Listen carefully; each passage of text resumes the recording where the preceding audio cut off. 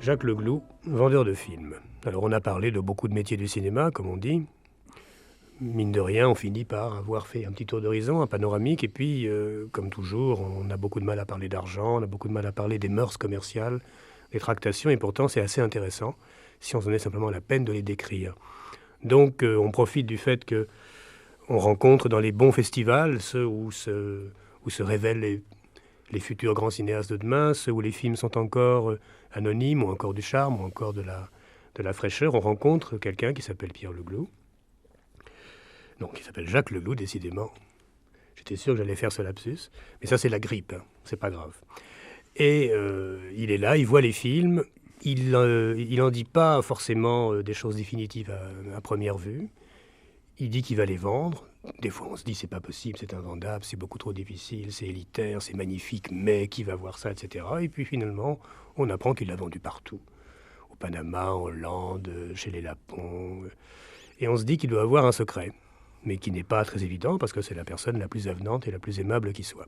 Donc on avait déjà fait un petit bout avec lui sur le film de Cissé, parce que c'était pour nous le film important de Cannes, et c'était lui qui, entre autres films, avait celui-là à vendre. Mais aujourd'hui, on pourrait décrire un peu plus simplement ce drôle de métier. C'est quoi vendre un film? C'est être entre le film et le distributeur, c'est ça? Ben oui, c'est-à-dire qu'on est d'abord contacté par le producteur. Ça, c'est disons la première étape. On vous soumet un scénario avec un metteur en scène, un casting. Et dans les montages actuels, disons, des films difficiles, ou enfin, on peut dire difficiles, de façon économique, euh, avec des producteurs qui ont eux-mêmes des difficultés. J'ai travaillé à titre d'exemple sur le catalogue des films du passage pendant 3 ans. Et je connais les problèmes de Paolo Branco, c'est-à-dire que quand nous avons des films difficiles, le producteur vous sollicite une garantie sur la vente à l'étranger. L'investissement ou la garantie du vendeur à l'étranger permet bien souvent au producteur d'obtenir l'agrément auprès du Centre national du cinéma.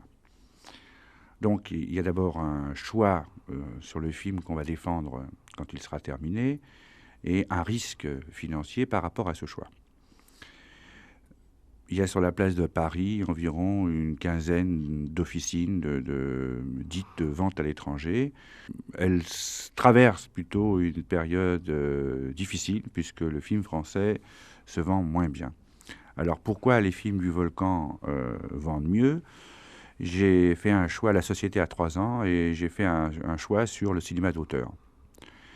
Pour le premier film que j'ai pris était Boy Meets Girl, et Boy Meets Girl sera monté aux États-Unis, au Japon.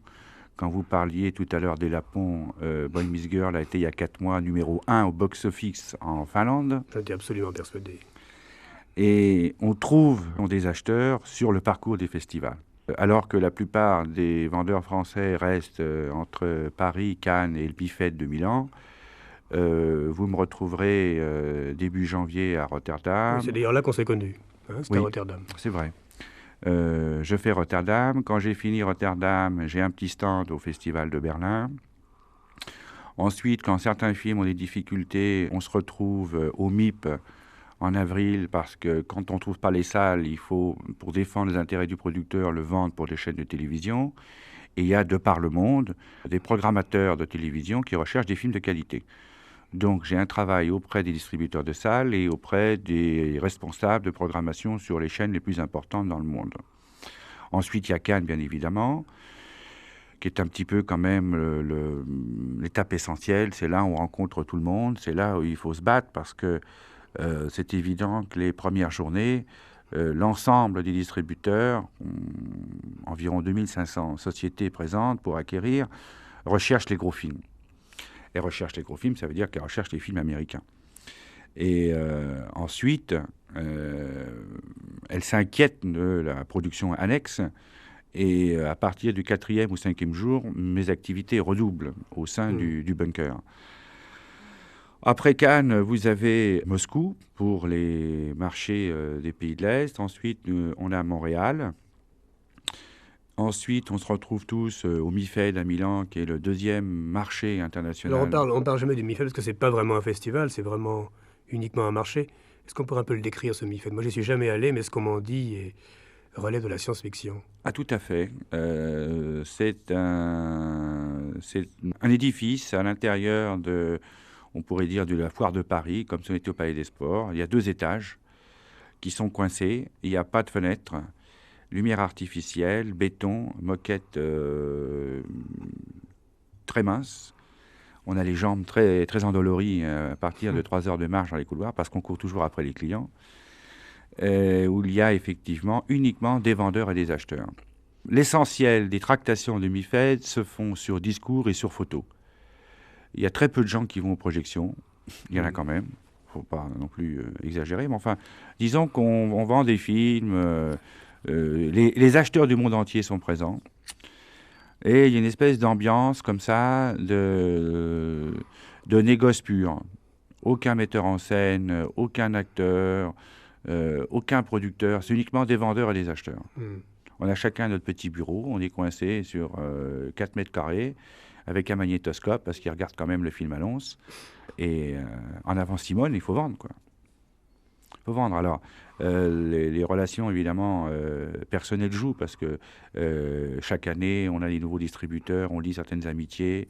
On fait très attention. Quand le distributeur vient à Paris, il faut l'inviter à déjeuner, ou sur les marchés, on l'invite à dîner. Enfin, disons qu'il y a des frais de base pour maintenir cette amitié et puis la développer sur d'autres acquisitions. Mais le MIFED a une ambiance vraiment désastreuse. Je veux dire, moralement, tous les soirs, je suis défait.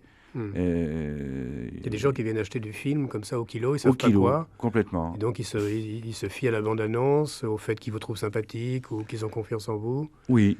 Est-ce que c'est une comédie? Est-ce que c'est un film de violence? Est-ce qu'il y a du cul? Qu'est-ce que commercialement, comment on le sent? Quand j'avais commencé, j'avais justement beaucoup de difficultés avec le cinéma d'auteur. J'avais pris un film érotique sous le bras et il m'a permis de vivre pendant 6 mois. Et où j'ai rencontré M. Golan et où j'ai fait une vente mondiale. Et ça s'est passé en moins de 30 secondes. C'est-à-dire la plus grosse affaire que j'ai faite, elle s'est faite en 30 secondes. Donc c'est un peu comme les foires de village ou comme Oui. Beaucoup de tensions. Il faut être très alerté sur la disponibilité des gens parce qu'un distributeur est bon une année et l'autre année, ses chèques sont en bois parce que ce n'est pas tout le distributeur. Faut-il encore qu'il vous paye? Et ensuite, quand le film a du succès, qu'il continue, que la remontée d'argent s'exécute. Aujourd'hui, dans de nombreux pays, dans l'Italie par exemple, ou même les États-Unis, il y a des distributeurs malhonnêtes, où l'argent ne remonte pas. Et là, à partir d'une certaine somme d'argent on peut calculer, parce qu'aucun pays au monde ne possède l'appareil que nous avons au CNC sur le contrôle des entrées, qui est un appareil unique. Ça, on ne le dira jamais assez. La France est le seul pays qui contrôle aux spectateurs près ce qui se passe dans ces salles de cinéma. Absolument. Tous les producteurs étrangers ont des bordereaux automatiques sur leur demande des résultats des salles. Alors que en Belgique, en Suisse, en Italie, en Allemagne, aux États-Unis, c'est la situation la plus glauque. On ne sait jamais rien. Donc on n'a absolument aucun élément pour savoir si tel distributeur ne ment pas, n'est pas au bord de la ruine. Et à quel moment le vendeur donc se voit retourner sa mise de départ, puisqu'il donne une sorte de garantie? Oui, ça dépend les films. Par exemple, sur le dernier film que j'ai pris, qui était le Miraculé de Mocky, en 3 semaines, la mise était de retour. C'est-à-dire, j'ai fait 1 million en moins de 3 semaines. Et sur le dernier film, sur Agent Trouble, à Cannes par exemple, sans une photo, sans une bande-annonce, sans rien du tout, sur un panneau qui était seulement à l'entrée du Carlton, j'ai fait pour 1,5 million. Sur 3 pays seulement. Ça veut dire que Cannes, comme le MIFED, la vente, le producteur doit investir pour l'image du film. On se retrouve trop souvent en France avec très peu de matériel de promotion parce que c'est pas dans la mentalité, parce que c'est la fin du film, le producteur est en fin de course, il a plus 10 ou 15 briques à remettre pour faire un matériel qui va peut-être lui en rapporter 100 ou 200. C'est toujours un problème de fatigue financière. Il y a en France des méthodes qui ne sont pas encore, je dirais, parfaitement exactes par rapport à la réalité du marché. Aujourd'hui, ça devient de plus en plus difficile. Certains films français dits faciles qui font 1 million ou 1,5 million Paris sont pas forcément vendables. Oui. C'est terminé ça. Moi, je vends plus sur Mauvais Sang, par exemple, ou je vais vendre sur Moki avec Agent Trouble que des gros succès parisiens. C'est plus le marché est en train de tourner. Quand j'arrive, par exemple, Yellen, je vais arriver à la fin de l'année à 15 contrats sur 15 pays. Il y a très peu de films français qui vont trouver cette année 15 distributions. Bien sûr. Enfin, là, bon, ça ne fait que confirmer quelque chose qu'on a souvent dit à ce micro, c'est les gros films commerciaux français, ceux qui donc en apparence cassent la baraque en France, font des millions d'entrées, etc., jusqu'à une date très récente, disons les films de Belmondo, mais même plus maintenant. C'est pas méchanceté ou mauvaise volonté de dire on a de plus en plus de mal à les vendre à l'étranger, puisque le goût international, disons, le goût populaire international est largement satisfait par les USA, à mon avis, et un petit peu, pour ce qui est de l'Asie, par Hong Kong et l'Inde. Inversement, un film d'auteur, si bon, il est effectivement en phase avec une certaine sensibilité du moment, il est vendable partout où il y a un petit public cinéphile qui a besoin du même film au même moment. Donc il était évident, par exemple, que le film de Léos Carax surgissait en France, mais de facto intéressait tous les gens qui, dans tous les pays d'Europe, étaient dans la même situation par rapport au cinéma, par rapport à la génération à laquelle ils appartenaient, par rapport au romantisme, et que ce film-là est, en un sens, plus facile à vendre. Donc ça, c'est quelque chose qu'on a dit et redit, mais je trouve bien que ce soit un homme qui manie l'argent d'une façon beaucoup plus concrète que nous, qui le redise. Parce qu'il faudrait quand même que ça rentre dans les têtes pour qu'on arrête d'avoir ces débats ridicules sur le commerce qui est populaire et que tout le monde aime, contre le cinéma d'art et essai qui masturbe tout le monde et ne se vend pas. C'est pas vrai dès qu'on se met à un niveau mondial. C'est sûr, d'autant que je crois que Romer ou Carax seraient peut-être les seuls aujourd'hui à Paris à annoncer un film et à avoir, avant le début du tournage, 6 à 7 contrats. J'étais à Rome juste avant Cannes, on a fait une projection de Mauvais Sang à Moravia, et Moravia veut doubler lui-même le film en Italie. Autrement dit, chaque pays européen, avec le Canada français, qui sont les premiers distributeurs des films français, prennent des risques auprès du cinéma d'auteur et pas auprès du cinéma, disons, plus facile. On va quand même pas parler ici de la soupe, mais enfin, il y a des films qui resteront bloqués, qui ne sortiront pas de l'Hexagone. C'est pour ça qu'on voit des films comme celui qui a ouvert Cannes, là, Un homme amoureux, qui hésite désespérément entre un film typiquement français et un film qui parle plusieurs langues, qui se passe entre plusieurs décors européens. Donc il y a un film vraiment communauté européenne du charbon et de l'acier, mais ça ne suffit pas à le rendre désirable par une population qui serait à la fois à Amsterdam, à Francfort, à Turin ou à Londres. C'est pas aussi simple que ça, heureusement d'ailleurs. C'est d'autant plus compliqué que M. Seydoux de Camera One avait fait une déclaration il y a 6 mois en disant que les vendeurs français étaient légers sur le marché et qu'un film parlé en américain et vendu par une officine anglaise allait donner de bien plus intéressants résultats. Or, le deuxième jour à Cannes, Diane Curis, complètement catastrophée, a été voir Claude Louchy, qui représente la société WMF, qui avait vendu le dernier film de Diane Curis. Le titre m'échappe maintenant, flûte. Et moi aussi. Avec Guy Marchand, avec Miu Miu. Coup de foudre. Coup de foudre, voilà. Flûte. Et le film Coup de foudre avait été vendu dans une vingtaine de pays. Et comme ça patinait dur sur le film à Cannes, aucun contrat. À partir du 3e jour, Diane Curis a demandé à Anouchik qu'elle puisse appeler son bureau à Paris pour ramener le double des contrats, de tous les contrats, pour relancer les distributeurs de Coup de foudre, pour voir s'ils étaient intéressés à acheter L'homme amoureux. Donc, c'est pas forcément même un film à Cannes qui attire le chaland. Il y a un autre travail de préparation et le film lui-même n'a pas attiré immédiatement l'acheteur.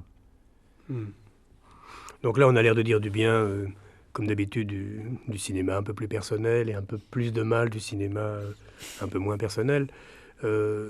Mais on dit aussi que c'est une sorte de bon sens économique, d'essayer de voir ce qui, dans le cinéma d'auteur, mais en excédant les frontières hexagonales, a une existence économique. Qu'est-ce qui est venu d'abord pour vous? Est-ce que c'est l'envie de vendre, tout simplement, une sorte de goût du commerce, ou aussi on aime bien certains films et on aimerait les vendre mieux? Les deux. Les deux. Disons que moi j'étais parti au Mexique il y a 10 ans pour faire un film de long métrage sur la Révolution mexicaine. J'ai travaillé pour le CNRS et pour l'INA à l'époque sur Pancho Villa. Et que, m'étant rendu au Mexique, t'as paru que faire un premier film comme ça était une entreprise trop difficile. J'ai donc travaillé pour la télévision mexicaine en restant sur place pour des raisons économiques. Je me suis retrouvé un peu à sec. Et dans un dîner, j'ai rencontré le vendeur de chez Gaumont. À l'époque, c'était Yannick Piel qui me dit « Tiens, j'ai une copie qu'elle a, je ne sais pas quoi en faire, j'arrive pas à le vendre, je te laisse. » C'était cousin-cousine. Et je connaissais bien le milieu du cinéma mexicain. Et 3 jours après, le film était vendu. Alors, je n'avais rien regardé. Mais il n'était pas encore vendu aux USA, il n'y avait pas encore pas encore. Le boom. Bon. Pas encore. J'ai pas regardé, j'ai pas eu le temps de voir le film, mais on peut résumer un film en 3 minutes. Et je me suis aperçu que bon, ça faisait partie de mes qualités de pouvoir résumer un film sans le voir et donc pouvoir le vendre. Et j'ai donc vendu. Donc après, Gaumont m'a envoyé tout son catalogue. Ensuite, j'ai fait un rapport pour Unifrance, qui a été si bien reçu qu'il avait été à l'époque photocopié auprès de tous les producteurs et exportateurs. Et j'ai donc représenté le cinéma français pendant 5 ans au Mexique. À l'époque, la France vendait entre 3 à 6 films par an au Mexique. Et quand je suis parti, moi, j'en vendais 40. En revenant à Paris, j'ai donc collaboré au film du Passage avec Paolo Branco, qui est à l'époque une association avec Hélène Vagé. Là aussi, j'ai repris un peu de la vente. Ça n'a pas été dans les conditions faciles. Ensuite, avec Babylone, je me suis occupé du film de Tony Gatliff, Les Princes. Trouvé un distributeur. Donc, on avait trouvé les Bovici. Et puis, je m'étais occupé des ventes à l'étranger. Et puis, la société ayant fait faillite, je me suis retrouvé un peu le dos au mur. Et puis, il fallait se lancer. J'ai donc créé une société, Les Films du Volcan, qui va bientôt faire de la production, enfin qui a commencé déjà, mais qui va intensifier une stratégie de production et qui conserve une place de vendeur à l'étranger sur un chouette film que je fais. Par exemple, j'ai défendu Du Bruges, j'ai défendu Limousin, je défends Bergala maintenant, enfin Carax bien évidemment, Christine Laurent, enfin un choix d'auteurs et avec le temps, il suffit de tenir. Par exemple, à Cannes, j'ai vendu Gardien de la nuit au Japon. C'est bien, c'est un film très japonais d'ailleurs. Ouais. C'est un film, dans son architecture secrète, sur l'idée fixe, ça pourrait être un Imamura un peu français. Enfin, c'est une parenthèse.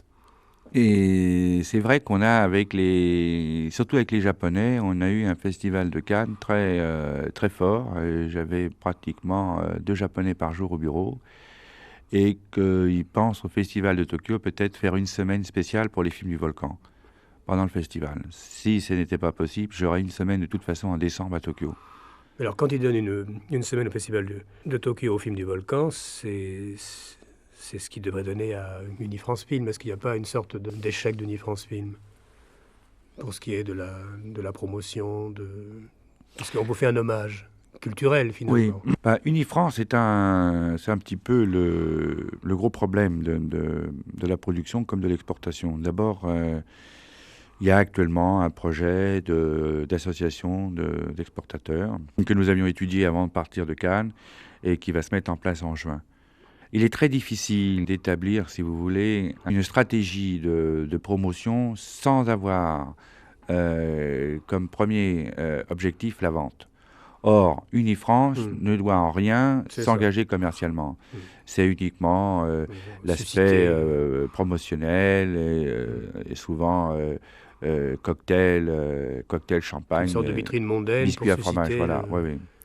le C'est désir. une structure un peu lourde. Elle est à revoir et je crois que le CNC en est conscient. La force d'Unifrance, ce sont quand même les exportateurs, ce sont eux qui voyagent, qui transportent les films ou qui les font transporter. Et les exportateurs n'ont aucun pouvoir au sein d'Unifrance. C'est une structure comme ça, un peu opaque. Mais je crois que soit d'elle-même, elle va se modifier parce que le chiffre de chaque année du cinéma français tombe. Donc il ne tombe pas seulement sur l'exploitation nationale, il tombe sur l'exploitation mondiale. Et que des réactions devront être prises. Et quand nous avons soumis, pendant le Festival de Cannes, avec Alain Katz et moi-même, une proposition d'association des exportateurs, immédiatement, messieurs Charret et Clément ont sauté sur le cheval en disant « Qu'est-ce que vous attendez? Nous, on est prêts.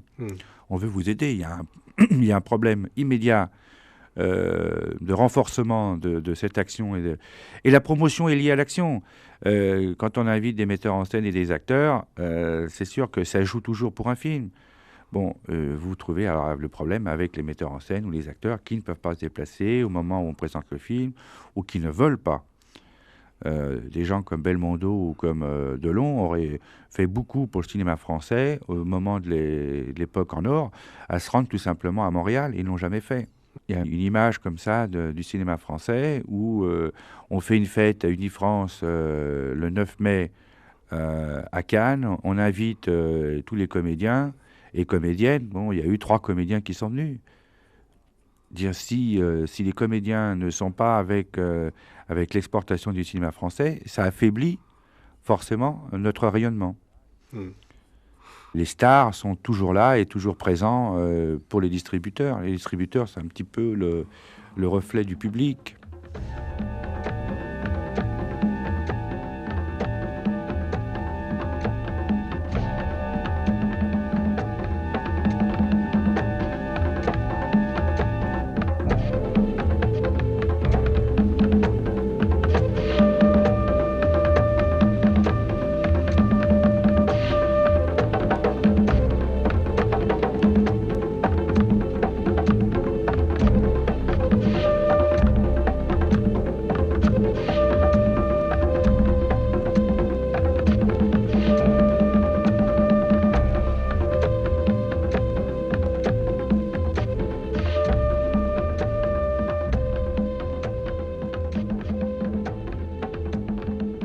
Vous avez dit quelque chose d'assez fort et d'assez terrifiant en même temps. Disant j'ai un certain talent qui est de pouvoir raconter un film sans l'avoir vu en 3 phrases. D'où vient ce talent? C'est une sorte de jugeote par rapport au film ou par rapport aux gens? C'est d'abord des discussions avec le metteur en scène. D'ailleurs, je parle avec le réalisateur. Je lis forcément très vite parce qu'on doit lire une dizaine de scénarios par semaine. On en jette malheureusement beaucoup à la poubelle. J'ai même pas le temps de les renvoyer. Et quand le film est terminé ou en cours de finition, il arrive qu'on puisse voir des rushs, mais les rushs, il faut aller à SIS, à Levallois, à GTC, à Joinville. Bon, on a un rythme de travail très dur. J'ai pratiquement pas de week-end, les vacances sont raccourcies, il faut être sur le pont très souvent, entre le train et l'avion. Donc, c'est un manque de temps. C'est un métier très speedé, où, par exemple, le rythme de Cannes, c'est 8 heures le premier déjeuner, à 9h15, je fais mon deuxième déjeuner avec un acheteur. On est à 10h moins le quart dans le bunker sur le stand. On en sort à 13h15, on revient à 15h15. On en sort à 19h. On commence les cocktails en faisant le Majestic d'abord, le Grey d'Albion, le Carlton, le Martinez, ce que j'appelle un peu brièvement faire la pute ou faire le trottoir. En fait, on fait les bars pour retrouver les acheteurs qu'on n'a pas pu voir dans la journée. Or, il faut les voir. Il faut leur parler, il faut leur rappeler. Soit les projections du lendemain, ou soit ce qui s'est passé dans la journée. Et bien souvent, quand on arrive au dernier jour de Cannes, ils n'ont pas assez rempli leur panier. Et là, on peut, en racontant bien le film, le vendre. Donc, il faut déjà savoir ce qu'il aime. Attendez, Je fais un pont entre... il faudrait faire un exercice pratique. Il faudrait que vous racontiez le film de Cissé à 2-3 distributeurs éventuels différents. Par exemple, quelqu'un qui aime l'Afrique, puis après quelqu'un qui s'en fout complètement, pour qui c'est de l'exotisme. Comment vous feriez? La force un petit peu du film de Cissé, commercialement, moi j'embraye avec la magie. C'est un film pur, c'est un film cristal, c'est un film venu d'ailleurs, l'ésotérisme, à travers l'astrologie qui aujourd'hui bouscule un peu le monde entier, on arrive à retourner facilement en leur présentant le potentiel des spectateurs sur un film inouï. C'est un film inouï. C'est vrai. C'est un film incroyable. C'est un film qui va renverser la critique et la critique va mettre en route un public qui n'a jamais été habitué. Cassez un peu vos habitudes. Avec ce film-là, vous allez casser quelque chose. Vous allez créer, vous allez participer à une nouvelle installation d'un autre cinéma. Et vous serez les premiers. Donc après, vous allez avoir la série, parce que ça, c'est que le premier. Il va se passer quelque chose dans le cinéma. On est à un point de rupture. Les comédies Bourvil, Fernandel, Loury, il y a un temps. On arrive maintenant à un autre cinéma. Il y a un autre goût, il y a un autre public qui va se déclencher. Qui se déclenche? Si vous n'êtes pas présent au premier strapontin, vous allez laisser passer le train. Donc un petit peu pousser comme ça l'argumentation simple du film. L'argumentation secondaire, c'est de dire qu'un film comme ça, écoutez, ça va pas échapper, l'intérêt va pas échapper à la télévision, vous allez vous couvrir sur la télévision. Je ne veux pas parler non plus qu'il y a un potentiel de travailleurs maliens dans le coin qui vont sûrement voir le film 10 fois. Ça, c'est pas une argumentation. Par contre, pour Paris, il y a un potentiel. Le potentiel black de Paris, sûrement, va remplir les salles. Maintenant, faut-il qu'ils descendent du 19e sur les boulevards. Là, c'est encore un problème de distribution. Mais le discours du film de Suleiman est je dirais à la limite, un discours simple. Oui. Parce que le film est là et ce que j'essaye le plus souvent, c'est qu'il voit le film. Par exemple, à Cannes, pour Yellen, j'ai dû faire 5 à 6 projections supplémentaires. Ce qui n'est pas fréquent. Je crois que c'est sûrement le film qui a eu le plus de projections au marché. Mais je le fais même pour deux acheteurs, parce que je voulais qu'ils le voient. Et quand je le faisais pour 2 personnes, je m'apercevais qu'il y avait 15 personnes dans la salle. Il y a eu comme ça, sur Yellen, il y a eu un bouche à oreille très... Oui. Prenons un film où ça a été moins facile, où il n'y a pas eu de bouche à oreille. Est-ce qu'il y a un film que vous n'avez jamais réussi soit à vendre, soit à trouver les arguments convaincants? Oui. Quoi, par exemple? Oui, j'ai jamais vendu Les Trottoirs de Saturne, d'Hugo Santiago. Ah oui, et pourtant j'avais écrit dessus, je me rappelle. Alors là, il y a, disons, des handicaps commerciaux. Le premier, c'est en noir et blanc. Alors, quand un film est en noir et blanc, le distributeur ne peut pas prendre des garanties sur la télé parce que les télés, en général, n'achètent plus en noir et blanc. Ça, c'est un handicap sérieux. Le deuxième, c'était un film qui faisait 2h20. 2h20 dans une programmation aujourd'hui, les exploitants veulent multiplier les séances. Je crois qu'ils ont tort, mais enfin c'est leur problème, c'est quand même eux qui commandent aux distributeurs et c'est le distributeur qui fait les chèques. Donc la règle dit que un film qui dépasse 1h55, faut vraiment qu'il soit extraordinaire pour qu'on puisse le prendre. Il s'est avéré que après les projections et les résultats Paris-Périphérie, les résultats n'ont pas été extraordinaires. Il faisait toujours 2h20 alors que j'avais demandé au producteur de couper, mais Pierre-Henri Delot n'a pas pu se faire entendre d'Hugo Santiago qui dit « je suis à 2h20, j'en ferai pas moins ». Donc le film est resté un peu sur le carreau, ce qui d'ailleurs a entraîné les problèmes de la société de Pierre-Henri Delot, quoi. Bon, Trottoir de Saturne, qu'est-ce qu'il y a encore que je n'ai pas dû bien vendre? Les Poings fermés de Jean-Louis Benoît, ça a été hyper dur. L'intruse de Gantillon, aussi, ça n'a pas beaucoup dépassé les frontières.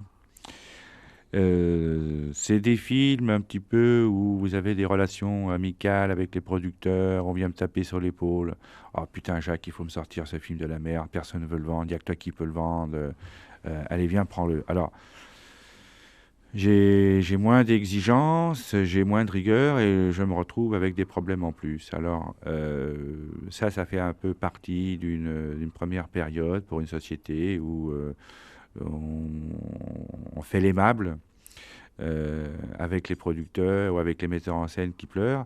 Mais c'est vrai que maintenant il faut être plus exigeant et plus rigoureux et qu'à partir de...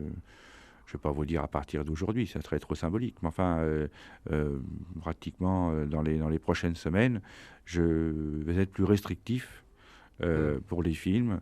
En gros, si vous voulez, un film, quand il marche pas mal, fait entre 700 000 à 1 million sur l'étranger, dans un premier temps. Qu'ensuite, sur une deuxième et une troisième année, entre les ventes télévision, on arrive entre 400 à 500 000. Ça, c'est le film moyen. Comme on est une société avec 4 personnes qui coûtent 150 000 francs par mois, il faut donc que j'arrive à vendre un film par mois avec un potentiel minimum d'1 million. Alors, il ne faut pas non plus s'encombrer de films, parce que vous perdez autant de temps pour faire un contrat de $1000 qu'un contrat de $100 000. Vous aurez les mêmes frais de projection à Cannes, les mêmes frais de transport de copie et les mêmes frais de douane quand le film reviendra d'un festival de Bergamo ou de Taormina ou de Tübingen ou d'Helsinki, Göteborg, Telluride ou tout simplement de Rotterdam. Ce qui fait que les frais fixes sont les mêmes. Donc c'est en commerce pur, autant prendre des produits qui se vendent bien, mais qui gardent la couleur sympathique du cinéma qu'on aime bien. C'est quand même de faire un choix parmi eux, quoi. Oui. Aujourd'hui, un film qui n'aurait pas non seulement une image de lui-même, une sorte de bande-annonce dans la réalité, est-ce qu'il a une chance d'être vu? Parce qu'on a eu le sentiment complètement étouffant cette année à Cannes, que Cannes n'était qu'une énorme vitrine et que l'essentiel c'était d'y être vu, tout simplement, de s'y montrer pour vendre quelque chose. Et à la limite, les gens ne savaient plus quoi. Mais ce qu'on savait, c'est qu'il y avait des caméras de télévision braquées devant. Et ce qu'on a vu, c'est pas des choses, c'est les images de choses qui seraient à vendre ou qui seraient à voir. Et on a eu une sorte aussi d'emballement des images. D'emballement des images de marque. C'est-à-dire qu'il y a images de marque avant même qu'on sache s'il y a un film qui correspond. Bon, disons, la caricature, c'est le MIFED de Milan. Est-ce qu'il n'y a pas ce risque aussi?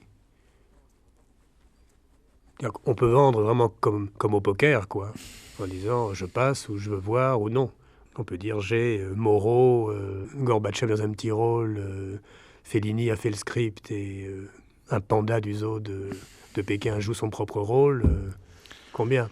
Enfin, je caricature, mais pour voir jusqu'où pourrait aller le simulacre dans la vente aussi. Oui, le simulacre peut aller très loin. Je vais vous rappeler, il y a 4 ans, les avions qui passent sur la croisette, que vous connaissez bien, parce qu'ils passent aussi avec des bonnes nouvelles. Oui. Les avions annonçaient Mandrake. Mandrake is coming, Mandrake, Mandrake, Mandrake. Bon. Il y avait eu un accord avec le producteur Eric Rochat et une société anglaise, Goldcrest, qui faisait les ventes. Et le vendeur de Goldcrest, à l'époque, tous les quarts d'heure, recevait des clients et vendait Mandrake. L'année d'après, les avions repassaient Mandrake, Mandrake, Mandrake.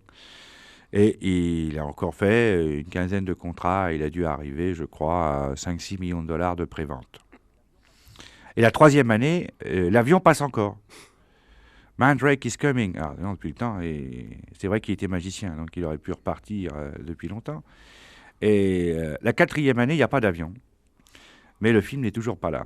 Et alors commence la redoutable et pénible opération de rembourser les clients qui ont pris un film qui ne viendra jamais. Et aujourd'hui, il y a renégociation des droits et peut-être le film un jour verra le jour. Mais sur la vente, je crois que quelqu'un qui l'a poussé à son extrême, c'est Menachem Golan pour Canon. Golan a une technique très simple. Il y a 3 ans, il m'avait parlé très gentiment en disant, tiens, tu vends des films difficiles, t'es courageux, je vais t'expliquer comment on vend. Alors on s'était arrêté au Carlton, 5 minutes, en fait ça a duré 2 heures, hein, et il a été d'une extrême gentillesse, mais il m'a expliqué un peu toute sa technique. Et à l'époque, tout le gang Canon, ils étaient environ 80 personnes qui venaient de Los Angeles, avaient des blousons Spider-Man. Et Spider-Man, des blousons noirs magnifiques avec une araignée dans le dos, qu'on m'a volé d'ailleurs le jour où il m'en a fait cadeau, il était trop beau. Spider-Man était un film qui devait coûter 7 millions de dollars. Et 7 millions de dollars, et Golan m'a dit, si on fait 5 millions de dollars, on fait le film. Si on ne fait pas 5 millions de dollars, on fait autre chose. En fait, ils ont vendu pour 4 millions de dollars. Donc 4 millions de dollars sur 7, il n'était pas question de faire le film. Et quand il revient à Los Angeles, il appelle les clients en disant, écoutez, là, vous avez signé un film à Taïwan pour 100 000 dollars pour L'Homme Araignée. Un petit problème, je ne suis pas content du metteur en scène, les effets spéciaux vont pas être très bien. Par contre, j'en fais un, là, ça va être formidable. Alors là, vous pouvez mettre, tiens, mettez 150 000, il est à vous. Et ça, j'en réponds moi-même. Cette espèce d'assurance du vendeur vis-à-vis du distributeur, je ne dirais pas qu'il terrorise, mais enfin, il l'impressionne tellement dans le rapport humain au premier degré, que l'autre dit « Ah bah écoutez, si c'est vous qui dites, monsieur le président, alors là, je suis d'accord, je remets 50 000 et je prends l'autre. » Ce qui fait que les 4 millions de dollars ont été basculés sur un autre film qui était déjà en préparation, sur lequel il n'y avait eu qu'1 million de dollars de vente, plus les 4 qu'il récupérait, ça fait 4 millions de dollars. La seule différence, c'est que le film ne coûtait que 3. Donc il a démarré un film en surfinancement avec 1 million de dollars. Donc ça, c'est une technique de prévente en disant, on annonce le film, si ça marche, on le fait, si ça ne marche pas, hop, on arrête. C'est la technique un peu agressive, mais Canon a grandi vite comme ça, et il a pris une place de vendeur que n'avaient pas les majors. D'abord parce que les majors n'ont pas besoin de vendre, puisque dans chaque pays, elles ont leur propre structure. La Fox est à Paris, à Londres, en Belgique, en Suisse, en Espagne, en Italie, en Hollande. Donc mais en producteur indépendant, Canon est le premier, et ils ont démarré par une stratégie de vente comme ça. On prend toute la façade du Carlton, on prend 50 pages dans le film français, 100 pages dans Variety, 50 pages dans Screen, très agressif et monopolisant l'œil de l'acheteur. Quand l'acheteur voit le matin, quand il prend le petit déjeuner, on lui porte les revues tous les matins à Cannes, et il voit 10 pages de Canon, il dit bon, il faut quand même que j'aille les voir. Il y a quelque chose dans la boutique. Comment expliquer dans ce cas-là les problèmes de Canon maintenant? Les problèmes de Canon, je crois que c'est une progression trop rapide. Une progression trop rapide, des acquisitions de catalogues, surtout Tornemai, qui étaient quand même au-dessus de la barre, je dirais un peu au-dessus de leurs moyens, qui les a mis en difficulté, et surtout que dans leur production, il n'y a jamais un film qui ait marché. Ah, ça c'est catastrophique, c'est que ils ont dû sortir, j'imagine, 60 films aux États-Unis. Il n'y en a pas un qui a marché. Donc, être producteur américain, et quand on ne fonctionne pas aux États-Unis, c'est grave parce que c'est lui qui fonctionne le mieux à l'étranger, mais il ne fonctionne pas sur son terrain. Un producteur américain est tout d'abord rentabilisé aux États-Unis, et son bénéfice, il le fait à l'étranger. C'est ça, oui. Bon, or Canon perd aux États-Unis et fait l'équilibre avec l'étranger, en faisant un forcing, un dumping, en maintenant comme ça une présence dans tous les marchés avec une violence et une agressivité très forte. C'est-à-dire que leur pari de remettre sur pied la production en faisant appel à des cinéastes européens, pas trop artistes, mais quand même suffisamment personnels pour faire des produits pas très chers, ça marche pas finalement. Aux USA, ça ne rencontre pas d'écho, ça. Pas encore, surtout qu'on a vu, on a vu un peu Konchalovsky, Konchalovsky. on a vu ce qu'ils ont fait en Italie avec Wertmüller, et on a vu avec Lilia Cavani. Il a mis un peu à côté de la plaque. Je crois savoir que Jean-Luc Godard s'est plutôt servi Oui, une fois de plus. de Golan, et j'imagine que la coproduction a dû se terminer par en fait un ratissage de l'apport de Canon, qui devrait servir à un investissement en vidéo encore plus brillant à Genève. Donc c'est normal d'ailleurs qu'il fallait être fou pour croire que Jean-Luc allait jouer le jeu avec Golan, quoi. Il y a Golan qui pouvait le croire. Oui, Mais je crois qu'il fait toujours comme ça. C'est que il s'engage à faire des choses, il les fait pas ou il en fait d'autres, mais en général, il rembourse toujours. Il a une manière à lui de rembourser les dettes ou l'argent qu'on lui a avancé, mais pas dans la monnaie d'origine. C'est-à-dire que c'est un autre film, c'est devenu autre chose. Donc, il fait lui-même les deux colonnes, quoi, de ce qui rentre et de ce qui sort. Et il y a un moment, ce n'est pas contradictoire avec le fait de s'appeler Godard et de travailler. Mais les gens qui ont fourni le carburant de départ à ça sont toujours un petit peu surpris.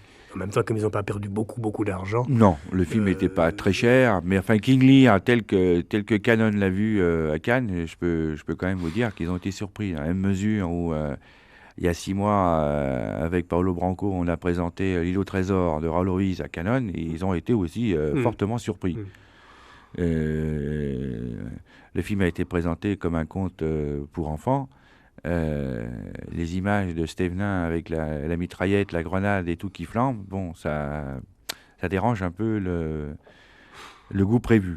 Ben, disons que, si vous voulez, quand on parle un petit peu comme ça de ces marchés où le producteur ou le vendeur doit faire preuve d'agressivité ou de gentillesse pour au moins que les acheteurs voient les films, ça pose le problème de l'action permanente. C'est-à-dire qu'il faut être 24 heures sur 24 à l'écoute d'abord des résultats des films. Par exemple, on sait depuis le début de l'année que le Japon et la Scandinavie s'ouvrent plus au cinéma français d'auteur, que c'est un phénomène récent et que, à mon avis, bien contrôlé, il va aller en s'amplifiant. Donc ce sont des marchés que l'on va reconquérir, qu'il y a un travail en profondeur à faire sur l'Allemagne, qui a été longtemps un des meilleurs clients du cinéma français, mais qui aujourd'hui recule fortement, où le cinéma italien et le cinéma britannique reprennent de la force. D'ailleurs, je pense qu'à la fin de l'année, la France, qui était le deuxième exportateur après les États-Unis, évidemment, bien loin, risque de perdre sa deuxième place avec un cinéma anglais qui devient très offensif, qui profite avec la langue, tout simplement, de l'écoute du cinéma américain. Ouais. De nombreux pays, l'Inde, la Turquie, Taïwan, certains distributeurs d'Hong Kong me demandent dans les films français si j'ai pas de version anglaise. Donc le français, du point de vue culturel, est moins écouté. Par contre, vous avez des distributeurs à Buenos Aires ou à Mexico ou à Caracas qui préfèrent sous-titrer leurs films que doubler, parce qu'ils ont une clientèle qui aime bien entendre la langue française. Alors qu'en Espagne ou en Italie, on double. Ils ne veulent pas entendre le français. En Allemagne, on double. Est-ce que c'est pensable d'avoir un jour un film donc d'auteur à la française, dont il y aurait également une version doublée en anglais immédiatement, qu'on pourrait vendre? C'est possible. D'abord, il faut que le producteur il ait entre 150 à 250 000 pour faire un bon doublage. Ce qui, entre nous, n'est pas le cas. Ouais. J'en ai pas encore vu qui finissent à la fin de la course avec 25 briques dans les poches. Ça n'existe pas. Ils ont plutôt 25 briques de dette que 25 briques d'avance. Donc, c'est pas une question qui se pose dans la réalité. Et c'est pas forcément un film d'auteur qu'on va doubler en anglais qui va se retrouver avec un marché supérieur.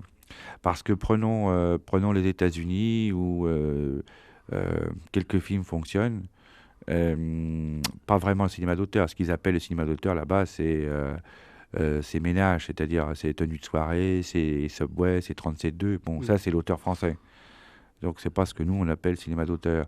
Et quand on dit qu'il marche, bon, faut pas non plus exagérer. C'est des films qui font 1,5 million, 2 millions de dollars au box-office. Donc, par rapport aux résultats des films américains, c'est vraiment très, très peu. Mais ça marche. Ça marche, ça veut dire qu'il n'y a pas 3000 entrées New York.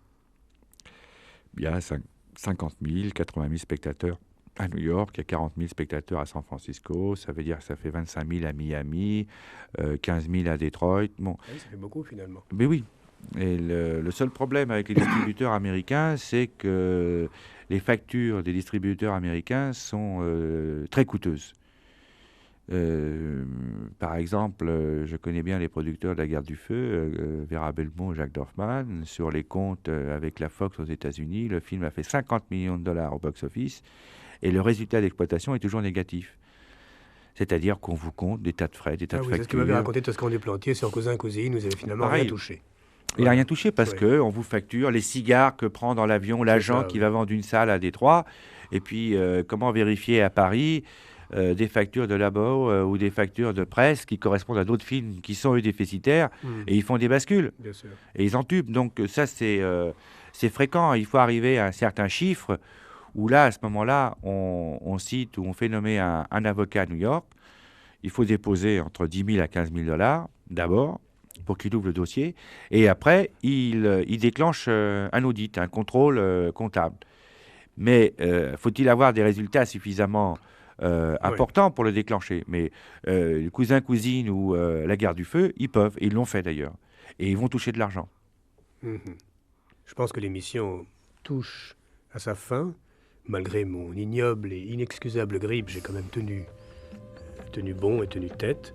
J'espère que malgré l'extrême amoncellement de chiffres assez inédits dans cette émission, l'auditeur aura compris que rien n'est plus humain que le métier de vendre les films, le métier de vendre ce qu'on aime, et que rien n'est plus humain et intéressant que Monsieur Leglou, que je remercie. Merci Serge. Merci.